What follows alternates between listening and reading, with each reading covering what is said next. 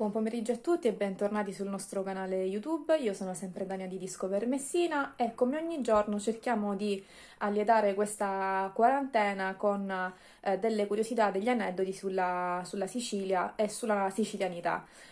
Oggi ho pensato di raccontarvi una storia che in realtà penso conosciate tutti abbastanza bene, una storia che tutti noi abbiamo studiato a scuola e se è il caso abbiamo anche un po' detestato, quella dei Promessi Sposi. I Promessi Sposi di Manzoni che ci riportano indietro nel tempo agli anni della scuola, ma ci riportano anche indietro nel tempo ai tempi della peste bubonica che ha imperversato in Italia.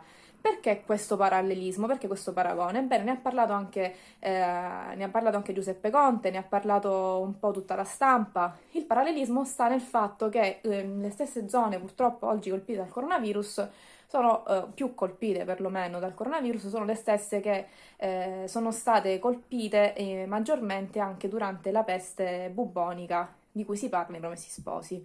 Ma io non sono qui per volervi annoiare e parlarvi di peste e di morte. Vorrei cercare di piuttosto di rileggere in chiave simpatica i Promessi Sposi. E come? Con una versione in siciliano, in dialetto siciliano, nella variante messinese in particolar modo, scritta da Gianni Argurio.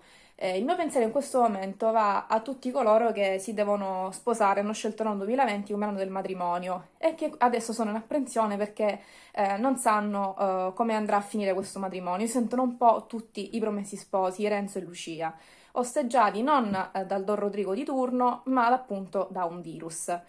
Allora a me piacerebbe pensare, mi piace pensare che il virus possa fare la stessa fine di Don Rodrigo nei Promessi Sposi. Adesso lo leggiamo assieme.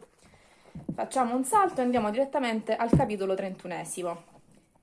Verso la fine d'Augusto, a mezzanotte, quando la peste aveva guardiato, tornava Don Rodrigo, ubriaco fotti, a casa di Lugriso accompagnato. Veniva di uno schiricchio con l'amici, dicendo, non è niente, tu che dici? Lugriso ci risposi, a va a dormire e ogni cosa ci passa domani. Intanto si va a dava di spirito suo paciuni, vai, manco li cani. Stai buono, amico mio, non ti pari? Porti da lumera e vatta a cuccare.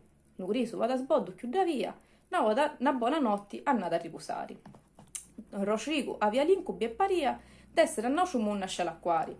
Zunnava facci gialle e lamontosi, che si scansava e di più curiosi. Domenci che dormia sentia un dolore sotto la scida e più vicino petto. Poi scancariava ante pilasci scuri e in una chiesa stava il nonto letto.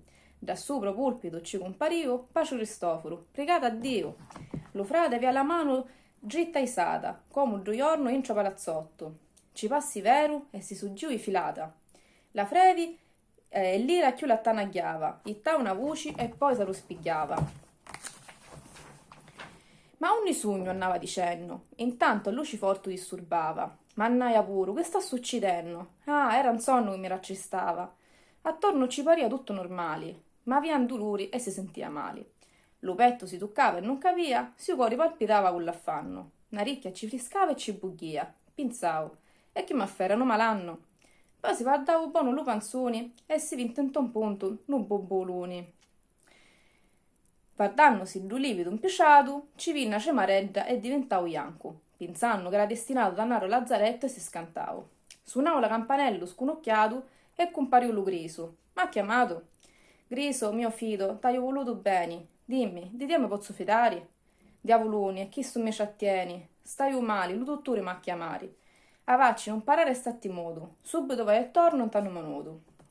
Ma il tempo che è andato e tornato il fidato Griso, sappiamo bene che Don Rodrigo purtroppo è passato a miglior vita.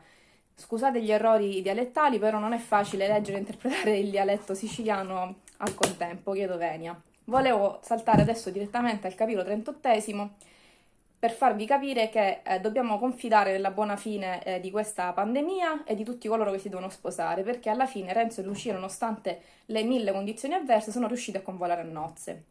Vi leggo com'è finita. Vicino Bergamo si sistemarono, per tanto tempo meglio assai a Naru. All'anno matrimonio quasi appunto, nasce una creatura duce assai. Felicità, più vita, no ciucuntu, Maria la chiamaru, e oramai, cu tempo lasciu figli ci nasceru. Femmine e mascoli a casa incheru, Renze e Lucia sempre più felici, spose d'amore e si vosero bene.